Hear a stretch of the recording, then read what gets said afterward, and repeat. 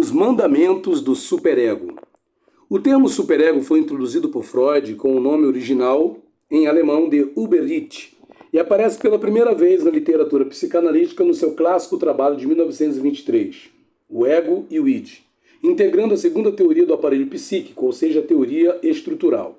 Nessa publicação, Freud descreve o superego como uma instância psíquica que se separou do ego, encarregou-se das funções de um juiz representante da moral, legislador de leis e proibidor das transgressões dessas leis, e passou à condição de poder dominar ao próprio ego que lhe deu origem, como demonstram os estados de melancolia, em que o indivíduo é criticado por uma parte sua que emite mandamentos que provém desde dentro dele próprio. Antes disso, em 1914, no seu célebre Uma Introdução ao Narcisismo, Freud empregou a expressão ideal do ego, Ich-Ideal, para designar uma formação intrapsíquica relativamente autônoma, que é uma substituta do narcisismo perdido do sujeito que lhe serve de referência para apreciar as realizações de seus próprios ideais. Em 1921, no trabalho Psicologia das Massas e Análise do Ego, Freud voltou a empregar o termo ideal do ego como sendo uma formulação nitidamente separada do ego, o que lhe permitiu explicar a submissão dos grupos ao líder, como pode ser o comandante de uma tropa militar ou Jesus Cristo para os religiosos, os quais são idealizados coletivamente e em quem os indivíduos depositam os seus próprios ideais de ego. Nesse mesmo trabalho de 1914, Freud também utiliza o termo ego ideal, Idealite, com o qual ele designava os mesmos conceitos contidos em ideal do ego.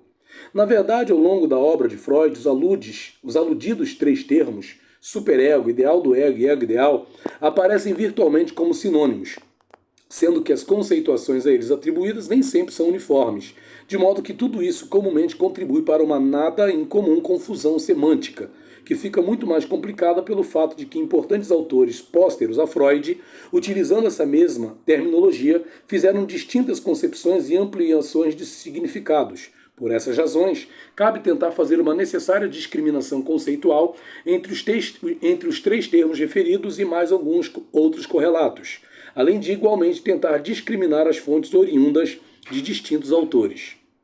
Como marco referencial neste artigo, vou seguir aqueles autores que convencionam chamar superego a uma estrutura do conjunto que compreende diversas subestruturas como são, entre outras, o ego ideal e o ideal do ego, além daquelas outras que lhes são próximas, comumente conhecidas como ego auxiliar, alter ego e outras afins, que guardam cada um deles significados específicos.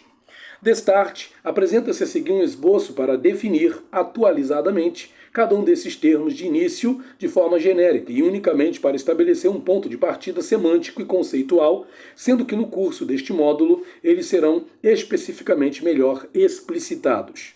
Superego alude a uma estrutura composta por objetos internalizados aos quais geralmente atribui-se um caráter persecutório de intensidade maior ou menor e que, por meio de mandamentos, opõe-se às pulsões do id, faz ameaças e um boicote às funções do ego, distorce a realidade exterior e ao mesmo tempo submete-se a ela, cumprindo as determinações sobre o que o sujeito deve e o que não deve fazer, o que sempre provoca nele um estado mental de culpas, acompanhado de medo e atitude defensiva. Ego auxiliar. Trata-se de uma expressão que não é muito empregada, porém ela é muito útil na medida em que nos ajuda a discriminar que nem sempre os objetos superegóicos são introjetados de forma tirânica e ameaçadora. Pelo contrário, quando os objetos internalizados se organizam como aliados do ego, no sentido de auxiliar a estabelecer os necessários limites e a imposição de valores morais e éticos, cabe considerar a denominação de ego auxiliar, como equivalente ao que seria um superego amistoso e benéfico. Ego ideal, esta subestrutura, aparentada com o superego, é considerada como uma herdeira direta do narcisismo original, ou seja, os mandamentos internos obrigam o sujeito a corresponder na vida real às demandas provindas de seus próprios ideais, geralmente impregnados de ilusões narcisistas inalcançáveis e por isso mesmo determinam no indivíduo um estado mental que se caracteriza por uma facilidade para sentir depressão e humilhação diante dos inevitáveis fracassos daquelas ilusões. Ideal do ego. Também esta subestrutura está diretamente conectada com o conceito da estrutura do superego, sendo que ela resulta dos ideais do próprio ego ideal da criança, que são projetados e altamente idealizados nos pais, e que se somam aos originais mandamentos provindos do ego ideal de cada um desses pais. Dessa forma, o sujeito fica submetido às aspirações dos outros sobre o que deve sobre o que ele deve ser e ter, e daí resulta que o seu estado mental prevalente é o de um permanente sobressalto e o fácil acometimento de sentimento de vergonha quando ele não consegue corresponder às expectativas dos outros, que passam a ser também as suas. Alter ego. Esse termo já esteve muito em voga no jargão psicanalítico, depois praticamente desapareceu e na atualidade volta a comparecer com alguma regularidade na literatura da psicanálise, com o significado da existência de um duplo do sujeito, ou seja, por meio de identificações projetivas maciças dos seus superegóicos objetos internos em alguém, o sujeito constrói uma duplicação dele, uma espécie de um gêmeo imaginário. Vale acrescentar que o fenômeno do duplo, especialmente a partir de Lacan, que descreveu a própria imagem da criança, vista por ela mesma no espelho, está recebendo uma significativa importância nos textos de muitos autores contemporâneos. Este tema foi inicialmente estudado por Ohrank, O Duplo, em 1914, e por Freud, O Sobrenatural, também traduzido por O Sinistro, de 1919. Contra-ego. Peço que os leitores relevem a minha talvez excessiva pretensão de propor este termo, que não existe em psicanálise, porém que me parece adequado para significar a existência de uma organização patológica, termo de Steiner, 1981, a qual, desde dentro do próprio ego, qual uma gangue narcisista, termo de Rosenfield, 1971, sabota o crescimento do ego sadio. Esse aspecto referente a tal organização patológica, que faz uma inconsciente sabotagem e boicote contra o crescimento das partes sadias do sujeito, vem ganhando uma crescente importância na psicanálise. Supraego. Proponho esse termo. O prefixo supra significa acima de tudo, para designar a conceituação de Bion relativa à existência de um superego que alude a uma subestrutura constante da parte psicótica da personalidade, pela qual o sujeito cria uma moral própria e onipotentemente pretende impô-la aos demais. Origem e funções do superego. Em Freud, origem. No que se refere à gênese do superego, Freud correlacionou a sua origem à dissolução do complexo de Édipo, o que ficou consubstanciado na sua famosa frase: o superego é o herdeiro direto do complexo de Édipo. Segundo Freud, isso acontece porque quando a criança supera com mais ou com menos êxito a sua conflitiva edípica, ele encontra uma solução para as angústias acompanhantes desses conflitos. Pela interiorização dos seus pais dentro de si, isto é, a criança identifica-se com eles e assim internaliza as interdições deles. No entanto, essa identificação não é completa, porquanto a criança pode identificar-se com certos aspectos dos pais e não com outros. De acordo com esse mandamento interno, deve ser assim, como teu pai, mas também abarca a proibição, não deve ser assim. Como o teu pai, não podes fazer tudo o que ele faz, muitas coisas são prerrogativas exclusivas dele, ai de ti se o desobedeceres. Em relação a esse aspecto referente às identificações que formam o superego, Freud acentuou a diferença entre a evolução no menino e na menina. No rapaz, o complexo edípico defronta-se inevitavelmente com as ameaças de castração, e diz Freud, um superego rigoroso é o seu sucessor. Enquanto na menina, pelo contrário, a angústia de castração diante da mãe é que a empurra para o pai, assim forjando o complexo de Édipo e o consequente superego. Ademais, forma-se um aparente paradoxo, segundo Freud. O superego constitui-se como herdeiro do complexo de Édipo ao mesmo tempo em que ele contribui para a dissolução desse mesmo complexo por meio de interdições e ameaças. Em seus últimos trabalhos, Freud, 1933, considerou que o superego surge como uma estrutura que engloba três funções: autoobservação, consciência moral, responsável pela formação de culpas, e a de ideal, responsável pelo sentimento de inferioridade, quando os ideais não são atingidos. Conquanto o início da formação do superego, segundo Freud, seja fundamentalmente devido à renúncia aos desejos edipianos amorosos e hostis, ele também é reforçado por mais dois fatores. A severidade do superego também provinda da própria hostilidade da criança, voltada contra si mesma, e por isso obriga o psiquismo a se proteger como uma instância fiscalizadora. E 2, as posteriores influências e exigências sociais, morais, educacionais e culturais. Nessa linha de pensamento, muitos outros autores aventaram a hipótese de que o começo da existência do superego, pela internalização das interdições, precede o declínio do complexo de Édipo. Serve como exemplo a postulação de Abraham, 1925, acerca da moral dos esfíncteres, no qual ele enfatiza que os preceitos da educação esfincteriana são adotados desde muito antes da conflitiva edípica, tal como era concebida na época por Freud. Uma outra contribuição importante por parte da escola freudiana consiste na concepção de Anna Freud, 1936, sobre o mecanismo de identificação com o agressor, que de certa forma complementa uma afirmativa de Freud de que o superego da criança não se forma à imagem dos pais, mas sim à imagem do próprio superego desses pais, de modo que essa criança torna-se o representante da tradição de todos os juízos de valor que subsistem, assim, através das gerações. 1933.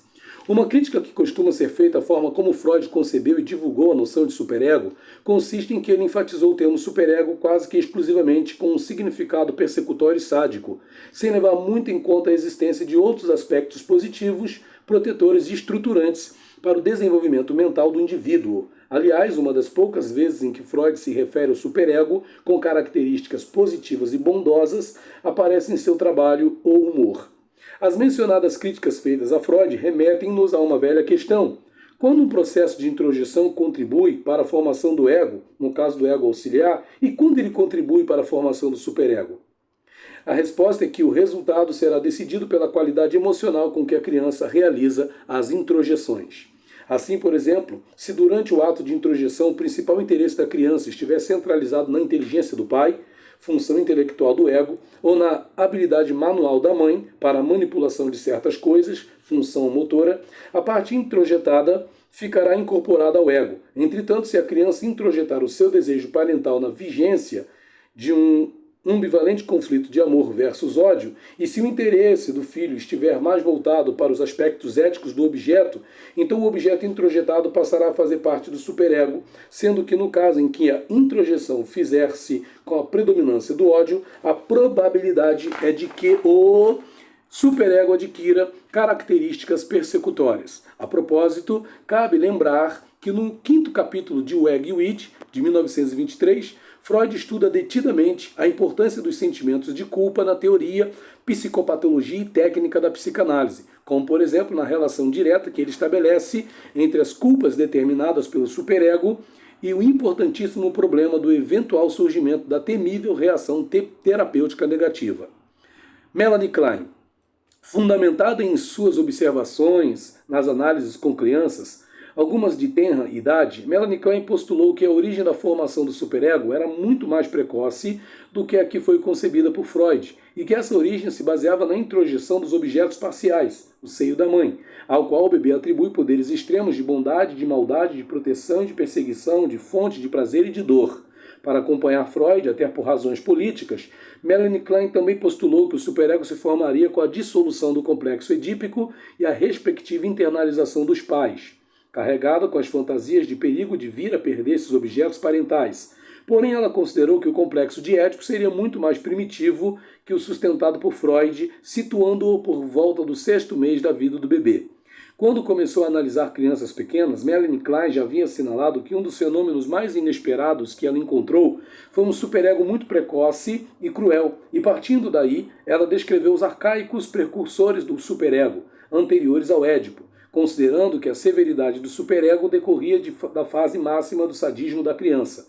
Esse sadismo viria acompanhado de sentimento de culpa decorrentes das fantasias orais sádicas de devorar a mãe, sobretudo seu interior cheio de tesouros e os seios cheios de um leite nutridor que a criança inveja e quer, todo ele, exclusivamente para si. Ao serem internalizados, essas imagos da mãe atacada tornam-se fortemente vingativas, cruéis, ameaçando a criança de ela ser destruída, envenenada, devorada. Todos conhecemos bem a extraordinária importância que a escola kleiniana sempre atribuiu aos objetos superegóicos persecutórios, os quais persistem no paciente enquanto ele estiver funcionando na vigência da posição esquizoparanoide. Daí que uma análise exitosa consistiria juntamente em conseguir levar o paciente a transitar para a posição depressiva, o que é possibilitado por meio do acesso aos aspectos do analisando relativo ao seu ódio, com as consequentes culpas e derivados como medo e etc., seguidas na instalação da posição depressiva, de uma responsabilização por essas culpas e da obtenção de uma capacidade para fazer reparações. Bion. Embora conservando os princípios essenciais de Freud e Melanie Klein acerca do superego, Bion, 1962, distinguiu-se em parte deles ao evoluir para uma abordagem original, que está contida no que ele prefere denominar como superego. Às vezes aparece com a grafia de superego, sendo que creio talvez o nome mais apropriado fosse o de supraego. Esse superego faz parte do que Bion chama de parte psicótica da personalidade, de modo que, indo além das proibições e das noções de certo e errado, do bem e do mal, aprovação, condenação e etc., que são inerentes ao conceito clássico de superego, essa concepção de Bion consiste em uma forma psicótica de pensar, a qual se opõe a todo desenvolvimento em bases científicas e as leis inevitáveis da natureza humana, e assim ele rege-se por uma moralidade, sem moral, criada pelo próprio sujeito que ele insiste em impor aos outros e igualmente quer reger o mundo, com normas e valores próprios que são firmados a partir de uma afirmação de sua superioridade destrutiva. Assim, o superego, tal como foi concebido por Bion, mostra-se como um objeto superior, ofusca as funções do seu ego, afirma sua superioridade pelo denegrimento dos outros, achando falhas em tudo que não coincidir com o que ele crê, opondo-se tenazmente a qualquer aprendizado com a experiência e devotando um ódio a toda verdade diferente da dele, impedindo logo qualquer tendência a uma evolução psíquica como se essa representasse um inimigo que deve ser eliminado. Resumindo, o sujeito com essas características psicóticas do superego, crente de que ele tudo sabe, pode, controla e condena, substitui a capacidade de pensar pela onipotência, o aprendizado pela experiência, cede lugar à onisciência, o reconhecimento da fragilidade e dependência é substituído pela prepotência, a capacidade de discriminação entre o verdadeiro e o falso fica borrada por um radicalismo arrogante e assim por diante. Da mesma forma como aparece em Freud e Melanie Klein, também o superego de Bion está impregnado de sentimentos de culpa. No entanto, o sujeito não toma conhecimento deles, mercê de um uso excessivo, não só na quantidade, mas também na qualidade de onipotência mágica, de identificações projetivas, as quais são evacuadas preferentemente sob a forma de actings e a de enfiar-se dentro da mente de um outro, como pode ser a do seu analista, levando este a sentir-se culpado. Resumo das diversas vertentes. Como vemos, são várias as vertentes conceituais que se complementam para o entendimento da formação da instância psíquica superego, sendo que uma síntese delas permite destacar os seguintes fatores. Uma herança filogenética, lembra a noção de Jung de arquétipos? Trata-se de um conceito muito discutível na psicanálise. Como herdeiro direto do complexo de Édipo, conforme Freud alude à forma de como foram introjetadas as figuras parentais, mas exatamente o respectivo superego próprio de cada um dos pais envolvidos na conflitiva edípica. Pulsão de morte, agindo desde o nascimento, assim obrigando a pulsão de vida à formação de uma instância psíquica proibitiva, que consiga conter as fantasias destrutivas e terroríficas, diminua a ansiedade de aniquilamento e preserve a vida, embora secundariamente, tais precursores do superego tornem-se ameaçadores contra o ego e os objetos internos. Projeção das pulsões agressivas, seguida da reintrojeção das mesmas, constituindo os objetos persecutórios e ou idealizados que habitam o superego. Introjeção do discurso superegóico dos pais. Introjeção do código de valores introjeção dos códigos de valores socioculturais vigentes. Assunção de papéis designados e que devem ser compulsivamente cumpridos. Por exemplo, o superego tirânico pode impor ao ego do sujeito um mandamento para que ele assuma na vida um papel de vítima, eterno fracassado, bode expiatório, etc. Assunção de culpas emprestadas. Freud, 1923, assinalou essa vertente que consiste no fato de os pais atribuírem à criança uma culpa indevida, que deveria ser deles ou a de algum irmão e etc. Introjeção de figuras mortas, que em situações melancólicas podem constituir-se como objetos cujas sombras recaem sobre o ego. Freud, 1917, onde elas são configuradas como vítimas, exigindo reparo sob ameaças de vingança e muitas vezes obrigando o sujeito a seguir o mesmo destino funesto deles. Uma idealização da pulsão de morte pode determinar um superego perverso, que facilita ações heterodestrutivas ao mesmo tempo em que emana mandamentos autodestrutivos.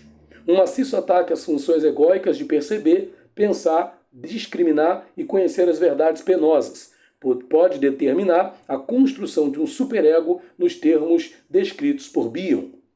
Na prática analítica, é evidente que as funções do ego ideal do ego, do contraego e do superego propriamente dito não são estanques, pelo contrário, eles imbricam-se entre si, aparecem confundidos na literatura psicanalítica e compõem a totalidade do superego. Não obstante isso, inclui-me entre aqueles que julgam ser de grande utilidade na prática clínica, discriminar cada um deles separadamente, tal como aparecem nas distintas situações analíticas de cada analisando em particular. Assim, primeiro, as clássicas manifestações da existência de um superego tirânico aparecem na situação analítica sob a forma de uma facilidade do paciente para assumir culpas, frequentemente indevidas, atos masoquistas, boicotes e sabotagens contra qualquer possibilidade de um crescimento seu que seja expressivo, cavilações obsessivas e estéreis, ações compulsivas, quadros melancólicos, dificuldades sexuais e proibições de obter uma completude orgástica e assim por diante, com outras manifestações equivalentes. O superego, inconscientemente, é conjugado no pretérito perfeito.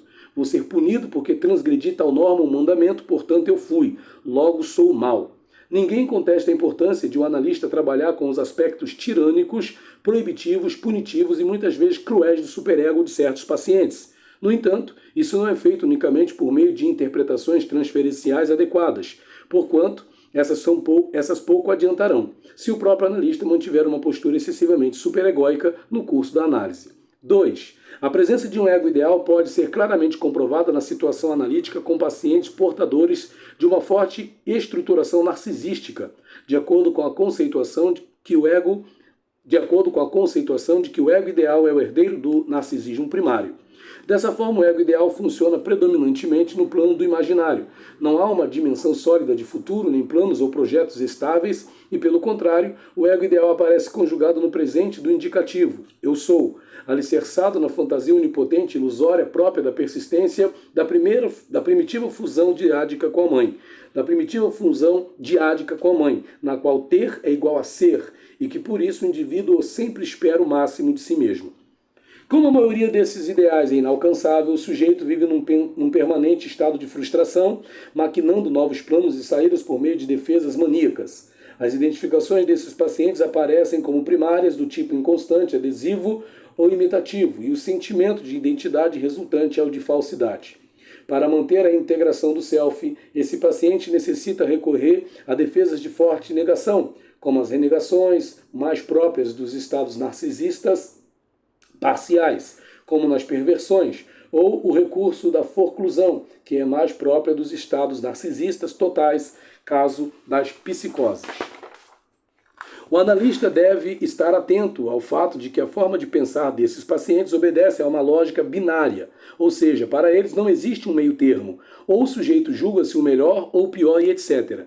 Embora eles sejam extremamente sensíveis às frustrações, que vivenciam com um sentimento predominantemente de raiva e humilhação, é dever do terapeuta promover uma gradativa desilusão das ilusões, de sorte a aproximar cada vez mais o ego ideal do ego real. 3. O ideal do ego, por sua vez, pode ser considerado o herdeiro do ego ideal, o qual, projetado nos pais e acrescido das aspirações e expectativas próprias desses últimos, costuma determinar no sujeito um constante sobressalto diante do terror de não cumprir com os mandamentos idealizados, oriundo dos pais, e nele depositados desde a infância, e assim vir a perder o amor das pessoas significativas. Essa situação psíquica pode propiciar a formação de um falso self, pela razão de que o sujeito está, acima de tudo, preocupado com a necessidade de corresponder ou aparentar aquilo que os outros esperam dele. Dentro desse paciente, o ideal do ego é conjugado no futuro e condicional. Eu deverei ser assim, senão, sendo que isso representa tanto uma possibilidade de uma desvantagem, quando então pode condicionar a construção de uma personalidade tímida, submissa, fóbica ou um falso self, como também pode ser muito vantajoso quando então funciona como um polo de ânimo e vitalidade para atingir metas e ambições possíveis de serem alcançadas, com uma posição tipo ainda não sou, mas posso vir a ser. As identificações, ao contrário do que se passa no ego ideal, já são secundárias e triádicas, porém ainda não se constituíram com uma constância objetal nem com uma coesão do self e um sentimento de identidade bem definido. Nestes pacientes, o sentimento de vergonha costuma prevalecer sobre o de culpa, sendo que a principal função do analista é ajudar o paciente a discriminar entre duas possibilidades. A de que se trate de metas impossíveis de atingir por serem por demais grandiosas, ou porque elas representam tão somente as expectativas dos pais internalizadas, mas não as dele mesmo. B. São ambições que, apesar da possibilidade dessas serem provindas dos pais, o analisando possuem condições para alcançá-las, mercê de seus dotes potenciais, de uma boa identificação com os seus pais e uma satisfatória adaptação ao princípio da realidade. No primeiro caso, a tarefa do analista consiste em facilitar a desidentificação do paciente com essas características expectantes dos pais, que estão introjetadas como sendo dele próprio, de modo a que ele alcance o insight de que, para dizer sim ao seu ego, ele deve reunir condições para dizer não ao seu ideal do ego. No segundo caso, conservando cuidado para que o próprio analista não funcione como um ideal de ego, o que não é nada raro de acontecer, é importante que ele reconheça e alice as capacidades latentes desse seu paciente ambicioso. 4. É importante que se observe a relação que existe no paciente entre o seu ego ideal, o ideal de ego e o ego real. Assim, naquelas costumeiras depressões que se sucedem a conquistas obtidas, é possível perceber que na euforia inicial da conquista prevalece o ego ideal, e o ideal de ego fica exacerbado e excitado para novas conquistas futuras. No entanto, à medida que vai havendo uma distância entre o que foi exageradamente idealizado e o que é real, por exemplo, a aprovação para ser admitido em uma determinada instituição é motivo de intenso júbilo, o qual perdura somente até que o sujeito perceba que inúmeras outras pessoas também foram aprovadas e admitidas. Sobrevém uma depressão do tipo narcisista, porquanto toda a distância que separa o ego ideal do ego real é vivida como um colapso narcisista. Um outro aspecto clínico comum consiste em que muitas depressões que surgem na velhice podem ser entendidas pela razão de que começa a falta de um projeto de ideais a serem alcançados. Isso dá lugar a um conformismo depressivo. Também é interessante consignar que no estado de paixão, no seu grau máximo, o ideal do ego e o ego real estão confundidos. Há a sensação de uma absoluta completude, o apaixonado sente-se iluminado pelo brilho do objeto que cai sobre o seu ego, de sorte que a sua lógica gira em torno da órbita de que não existe nada que o futuro possa me dar, que o presente já não esteja me dando. Horstein, 1983. E assim por diante. Existem muitas outras situações equivalentes. 5. A presença de um contra-ego no psiquismo do paciente adquire uma importância especialíssima na psicanálise atual, porquanto ela esclarece-nos uma das razões por que muitas análises fracassam, apesar de que o psicanalista tenha trabalhado adequadamente bem. Essa organização patológica que sabota o crescimento de uma outra parte do próprio paciente pode originar-se de fontes distintas, sendo que a mais frequentemente descrita é aquela que resulta da presença no self de uma gangue narcisista, conceito de Rosenfeld, 1971. Nesse caso, determinados objetos reunidos intrapsiquicamente e que não radicalmente contra a possibilidade do reconhecimento da fragilidade do sujeito e da sua dependência dos outros, no fundo porque estão escaldados com primitivas e humilhatórias experiências emocionais frustrantes e dolorosas, fazem de tudo para preservar uma posição narcisista, desde o suborno com a promessa de uma vida melhor que essa posição ilusória permite, até a ameaça de uma debacle total caso ele der ouvidos ao seu terapeuta. Uma outra possibilidade de formação de um contra-ego consiste naquela introjeção, antes aludida da sombra de objetos mortos que caem sobre o ego, desde onde eles forçam aquilo que eu proponho chamar de identificação com a vítima, tendo em vista que esses objetos se configuram como tendo sido vítimas de presumíveis ataques que esse nosso paciente teria feito contra eles. Por meio desse argumento, e funcionando como um contra-ego, esses objetos não só proíbem a obtenção de êxitos, lazeres e satisfações, como é que tu podes estar feliz se eu estou penando no escuro debaixo da terra? Como ainda obrigam o paciente a forçosamente ter que seguir a mesma saga de infortúnios de sua vida. Classicamente, os casos de surgimento no curso da análise de graves impasses psicanalíticos, ou pior, da ocorrência de uma reação terapêutica negativa, muitas vezes irreversível, são entendidas, logo manejadas, por meio de 3 vértices. A de que um êxito analítico evoque um proibido triunfo edípico com as respectivas culpas e medos, conforme Freud. B. como um ataque invejoso que o paciente desfere contra o analista porque este está sendo bem-sucedido às suas custas. Melanie Klein. C, como uma forma extrema de evitar entrar em contato com os objetos mortos e moribundos que jazem na subjacente depressão do paciente. Rivière. Penso que podemos acrescentar mais uma vertente, a que é devido à ação do contraego, não só pelo aspecto antes assinalado de obrigá-lo a seguir um destino funesto, como também quando este impõe um determinado papel a ser cumprido por toda a vida. Pode servir como exemplo disso a frequente situação de uma mãe simbiótica que, sob forma de doutrinação e chantagem afetiva, impôs ao seu filho, nosso paciente de hoje, o papel de ele manter-se infantilizado para que nunca possa prescindir dela e ser o seu companheiro eterno. Neste caso, todo o êxito de uma mudança analítica, que implicaria na aquisição de uma emancipação, pode esbarrar nesse contraego que o acusaria de um crime de alta infidelidade, traição e ingratidão. Portanto, ao lado de o terapeuta trabalhar como normalmente faz, com todos os importantes aspectos superegóicos que surgem na análise sob variadas facetas, cabe alertar para a necessidade de o analista dedicar uma atenção especial para a organização patológica contraegóica em certos casos que, contrariando as nossas naturais expectativas, não estão respondendo exitosamente no que tange à obtenção de verdadeiras mudanças psíquicas de certos aspectos da personalidade do paciente. 6. Ainda em relação ao manejo das manifestações das diversas formas do superego no curso da análise, vale apontar mais dois aspectos. Um consiste no risco de o analista ficar contra-identificado com os aspectos dos objetos internos superegóicos que o paciente deposita dentro dele, o que determinaria uma contra-transferência patológica, ou seja, o terapeuta se comportaria com o paciente de forma análoga a como comportaram-se aquelas imagos proibidoras e atemorizadoras de molde a vir a reforçá-los e assim impossibilitar qualquer outra saída para o analisando.